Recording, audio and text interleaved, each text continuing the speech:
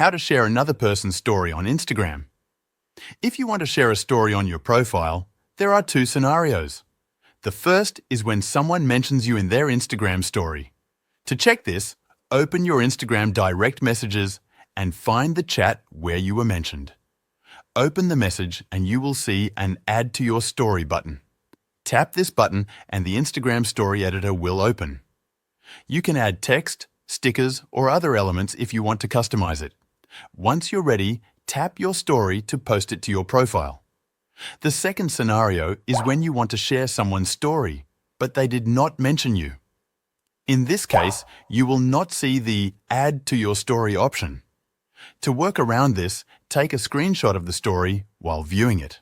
Once you have taken the screenshot, open the Instagram camera by swiping right on your home screen or tapping the plus icon to create a new story.